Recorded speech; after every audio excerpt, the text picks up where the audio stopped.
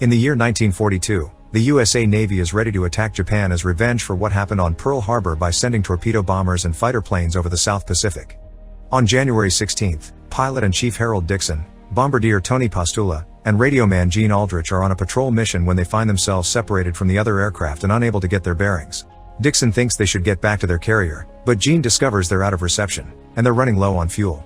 Tony drops the bombs in the sea in order to gain altitude, but it isn't of much help, and since they still can't get communications working, Dixon decides he'll make an emergency landing before they lose all fuel and crash. The plane lands safely on the water and Dixon comes out with his life jacket on, dragging the life raft behind him, but his men aren't doing so well. They're having trouble ditching their seats and even almost drown, only managing to get out at the last second, which means they don't get to grab supplies before the plane sinks. Dixon and Gene drop their weapons too, so it's easier for them to float, but Tony is stuck with his. After some struggle, they manage to inflate the raft, although it's upside down. By tying their life jackets together and throwing them over the raft, they create a handle that allows them to pull and turn the raft over so they can finally climb on it. Now they just have to wait to be found. The next morning, Dixon and Gene exchange a few words over what happened, each man indirectly implying the other may have done something wrong. Seeing as such conversation takes them nowhere, they decide to take watch and stay alert in case a plane comes by. Turns out they're in luck and a plane does fly nearby a few hours later, but it doesn't come close enough to see them, even when they take off their shirts and wave them around as they yell. The plane leaves soon, and Dixon explains this was their only chance. The plane was on a box search and won't break course that could risk them into enemy territory. The war is more important than 3 soldiers. Procedure says one quick look is all they get. Thinking of their survival, Dixon declares the raft to be a ship of the USA Navy and him her captain, so Tony and Gene will be following his orders. They take inventory of the things they have in their pockets, but it's not much, mostly a bunch of tools and random things like wires, plus an empty water bag. Gene also has a knife that Dixon orders to be kept in his pocket to avoid the risk of cutting the raft. To protect the raft and avoid wearing it off, Dixon also orders them to take off their shoes and throw them in the ocean, but he doesn't throw his own, which irritates Gene. The hours and the days begin passing as the soldiers try their best not to let the isolation drive them crazy. They chat about various topics, sometimes even sing to keep themselves entertained. Tony obsessively cleans his gun, but also promises Gene he'll introduce him to his sister since they'd make a wonderful couple. The sun is scorching during the day, so they little by little lose each layer of clothing, gaining blisters on their skin. The nights are cold, and when they sleep, they're haunted by nightmares involving drowning or the guilt of the possible mistake that got them in this situation in the first place. The 3 of them don't sleep at the same time though. One always stays awake and they take turns to watch in case they find a plane or an island. It's during one of these watches that Dixon decides to relieve himself in his own shoe and drink his own pee to at least try to satiate his thirst a little. One morning, when they feel a nice breeze moving the boat along, Dixon makes some calculations to have a vague idea of where they are heading. There's a chance they'll reach some islands, but it'll be weeks before that happens, so Gene decides he wants to try fishing to avoid starving to death. With some wire and cord, they make a hook that they throw into the sea, but whatever bites is strong. Tony has to help Gene pull back, and when they finally recover the end of the line, the hook is gone, reminding them there are some dangerous creatures out there. But Gene doesn't give up, he just makes a new hook and throws it again, leaving it in the water as long as necessary. Eventually though, the heat gets on his nerves, so he puts on the life jacket and jumps off the boat to freshen up. Tony wants to go after him, but Dixon says they should do it one at a time for safety. He also reminds them there are sharks in these waters, which scares Gene into swimming back onto the raft and Tony into refusing to jump in next after all. As days continue to pass, tension grows among the men, and Dixon's paranoia makes him keep on asking his men what happened on the plane, as if trying to find someone to blame for their situation. Thirst is also starting to be a problem, and Tony thinks he could perhaps have at least a sip of seawater, but Dixon stops him before he does something stupid. Gene comments on how many more shoes they may fill with the yellow stuff when he's suddenly interrupted by Dixon crying out in triumph. He's found a pencil in his pocket that he had overlooked before. Now he can draw a chart and keep an eye on the direction they're heading. If they want to reach the island, they need to keep the wind in their favor. Using one of the life jackets, some cord, and some wire, they make a sea anchor. This way they can avoid being blown the wrong way if the wind shifts. The other problem continues to be their thirst. Gene teaches the other 2 how to pray and ask God for rain, but it isn't until later in the night that the weather changes.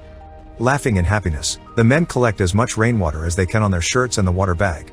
After a week of being adrift, Gene finally gets tired of failing at catching anything with his hook, so he takes out his knife, ignoring Dixon's protests and worry over the raft. After a few random stabs at the water, Gene is successful in a big way. He's managed to kill a shark, which they bring onto the raft and open to eat the little fish it recently consumed. They save the shark meat in their socks to be used as bait later. This little dinner of theirs, though, has some serious consequences, because they keep throwing the shark blood into the sea to keep the raft clean. Other sharks have smelled it and are now following them around. So when one night, a sleepy Gene distractedly puts his hand in the water, it gets bitten. Luckily, he takes it out before he loses it and Dixon wraps it up with Tony's bandana, but the damage is done. 2 weeks since the accident have passed, and while they haven't gotten another catch like the shark, they do get one more day of rain to refill their water bag. Hope is starting to be hard to keep, and Tony begins looking at his gun with some depressing thoughts in mind. Gene takes it from him just in time when a bird lands on their raft and shoots it, causing the body to fall into the ocean. Dixon wastes no time jumping in to recover it, but the bird's blood has gotten the attention of a shark as well. The boys try to shoot it but the gun gets jammed, so Dixon has no choice but to swim as fast as he can. Luckily, he makes it back to the raft before he gets caught, and now they have bird meat to eat, which Dixon thinks tastes like chicken. Since the gun can't be used anymore, Tony throws the bullets in the ocean, sad over what a sign of defeat this could be taken as. On the morning of day 20, Dixon wakes up to discover all 3 of them have been sleeping, so there's been no watch. Gene thinks it's not worth the trouble. It's been 2 days with no wind and the islands aren't coming any closer. He calls out Dixon for his map, not understanding how he could have calculated their position anyway if their plane had been lost and they didn't even know what their starting point had been. He also thinks it's Dixon's fault that the plane got lost because somehow he had flown them out of range. After lots of arguing and yelling, Dixon admits he had been expecting to see islands a couple of days ago, so yes, their course is off.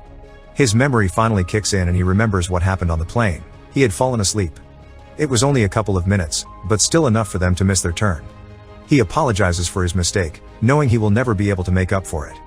A depressing mood falls over the raft, so trying to make things better, Gene picks up the chart and says that while it may not be perfect, it's their only hope to return home. When Tony makes a joke about producing their own wind, Dixon gets an idea. Using Gene's knife, he cuts off the soles of his shoes, which they proceed to use to row. A month after the incident, they finally get some rain again. Except this isn't average rain, it's a full raging storm with lightning included. The waves grow high and aggressive, and they end up turning the raft over. The men fall in the water and lose the few tools they had, including their rowing shoes, but the raft is more important. They find each other by holding onto it and together with the help of the wind, they flip the raft back on position before climbing on it, huddling close for warmth until the storm passes. The rain is gone in the morning, but the men are too tired to do anything else other than laying down. Having lost all hope, their conversation turns depressing. They discuss what to do with the body if one of them dies since it could be food, remember the people at home that believe them to be dead, and make Dixon cry when Tony and Jen say they wouldn't have sent him to court-martial for his mistake. Tired of this somber mood and thinking they've come too far to give up now, Tony convinces his friends to row with their hands to at least go down trying.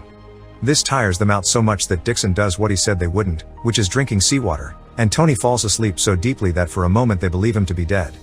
Suddenly, Gene sits up when he sees something green in the distance. They've finally found an island.